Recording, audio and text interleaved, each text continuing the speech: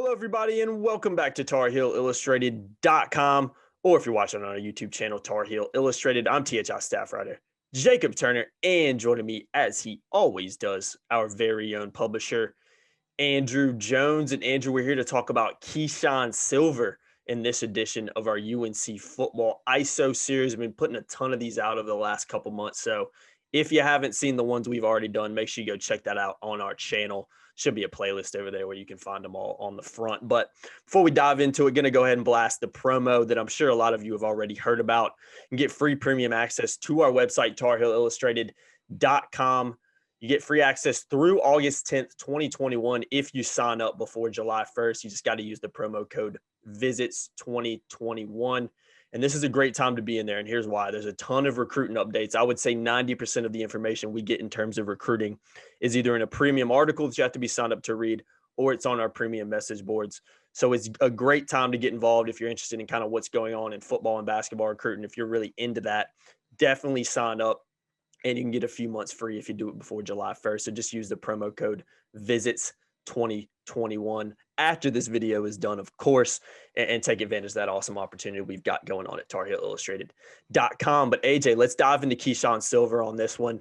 Obviously, so a little bit of a flashback to maybe people who haven't seen some of our other episodes or don't know. We were allowed access to a handful of open practices during Carolina's spring football session. We were also at the spring game as well, and really well represented in that one. Had a couple people on the field, a few people in the press box as well. So we've got to shoot some video on these guys. We've got to take some photo of these guys, and we'll be running a few clips of Silver in here from what we saw throughout the spring. Now, Silver's an interesting one for me because, I mean, you look at him now, you look at his body type, you look at what he looks like right now physically, and you're like, okay, this is a guy that looks the part and looks like a guy that he can play from day one. Now, he was a guy in spring practice that struggled a little bit with an ankle injury, was a little banged up, sat out a few practices, or shouldn't say sat out, but was limited in some practices because of that ankle. But I think overall, he was a guy that we saw kind of grow throughout the spring. I think the first few open practices we saw, we were like, okay, yeah, he's a little banged up. He doesn't look quite up to speed right now.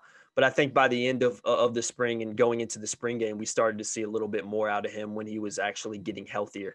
So I think Silver's a guy that I think it remains to be seen what kind of impact he will have on this year's team, how much playing time he will get. But when you talk about a guy as a physical specimen that it looks the part, and you talk about a guy that at his size is just a straight up athlete, I mean, regardless if he gets on the field a ton this year, Keeshawn Silver is going to play and be a good Carolina football player someday because he is a big dude. I'll just go ahead and put that out there.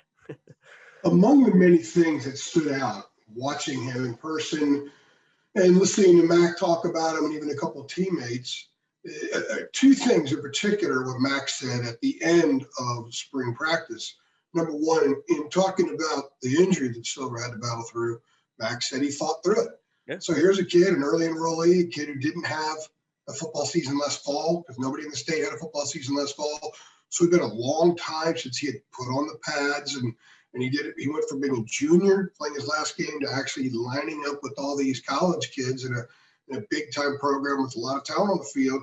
And he fought through it. A lot of kids sometimes have to learn how to do stuff like that. They have to maybe be humbled a little bit and understand how far you have to dig down to get through it. Yeah, and sure. Mac was very complimentary how Keeshawn fought through it. So I think the toughness is there, not just physical toughness, but mental toughness as well. The other thing, Mac also said at the end of camp that he had gotten up to about 309 pounds. So I think they want him a little trimmer. Mm-hmm. And I would imagine that a point of emphasis this offseason has been to turn some of that high school weight into college weight. That's a nice way of saying tone down a little bit, or tone up, however you want to call it. Reduce the body fat. Mm-hmm. And drop a few pounds and increase the quickness, especially off the ball. You got to be quick off the ball. In high school, a lot of these guys that we've seen coming to college, the defensive linemen, one of the biggest adjustments they have to make is that you just can't throw 5'10", 205-pound offensive linemen around like rag dolls because they don't exist at this level. Yeah. So you have to be really quick off the ball, and then all the strength that you've built and the learning how to use leverage, your hands as leverage and your arms as leverage, and how to read stuff, all that comes into play. But if you're not off the ball quickly, then none of that stuff doesn't matter. You take yourself out of a play. You're beaten at the point of attack often. So young kids have to learn how to do that, learn how to play low. And the more fit he is, the quicker off the ball he'll be, the more he'll be able to handle playing low. You got to be strong to play low. Mm-hmm. You have to be agile to play low. So those are the things he's working on. And I guarantee you that everybody in that room in the Kenan Football Center believes that if this kid is in the right condition, I'm not saying he was in terrible condition, but it's a part of a process for any freshman. Jahvaree Ritzie has to do a lot of this stuff too. That once his body and mind and technique and all that kind of stuff and quickness are all in sync, he could be a fantastic college football player. Yeah, agreed. I think he's a guy that, like I said, is a physical specimen, is super impressive to kind of see what he already looks like coming into Carolina. Now, if he can get a little bit quicker, slim down a little bit, get a little bit more toned in some of with his body weight, I think he's a guy that's just going to be an absolute beast out there in terms of what he can do physically. Now, he's also a guy that's been talked about, potentially playing Carolina, walking on for the Carolina basketball team. So he's an athlete. I mean, if you can do that, you got to be somewhat of an athlete, especially at his size. So I think he'll have no problem making those adjustments. Now, we're going to keep these relatively short as we always have. So the last thing I want to kind of touch on with you, AJ. By the way, let me jump in. I would be surprised if we see him in a basketball uniform. Yeah, me too. He has a huge football future ahead of him. And honestly, a 300-pound, 285-pound guy in a basketball uniform, he's not Julius Peppers. Yeah, let's put it that way. And that's no slight to Keeshawn. Julius was a rare bird, man. Mm-hmm. So he's not Julius Peppers. He doesn't have to be Julius Peppers. I think right now I don't want to complicate the process. I'd be surprised if he plays basketball, and that's not a criticism of Keeshawn. I just think focus on football, grow into what you were saying a minute ago. You got to grow into being a first-rate college football player. Mm-hmm. So that's my comment on that. So go back to what you were saying. Yeah, absolutely. I'm glad you said that too.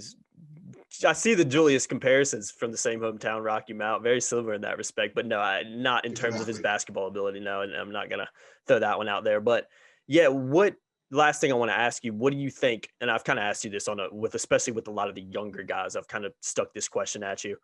Come fall, the start of the season, best case scenario, if he doesn't get injured, if everything goes to plan, if he, gets physically in shape and get a little bit better, what do you think the best case scenario for his in terms of maybe playing time this year? I think he'll get on the field. Yeah, I think he has to in some respect. A lot of it depends on, how many snaps can Ray Bahasa give him. If Ray can give him 35 or 40, if that's what they're looking for, because I don't think they want him playing 50.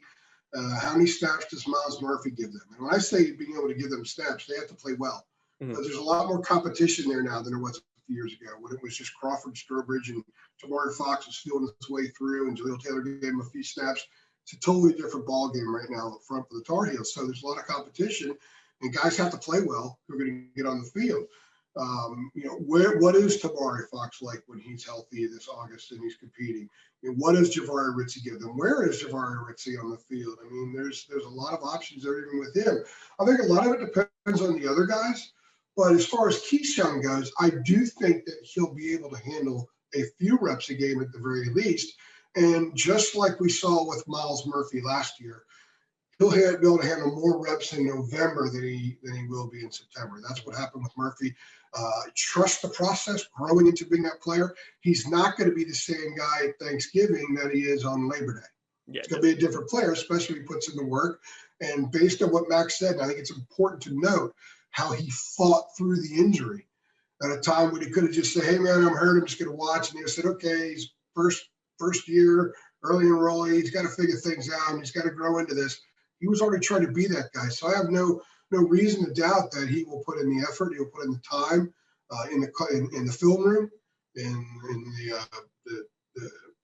the classroom, if you will, because they have to learn the playbook. They have to understand the schemes. It's a little bit more intricate than what he dealt with in high school. So he's exceptionally talented.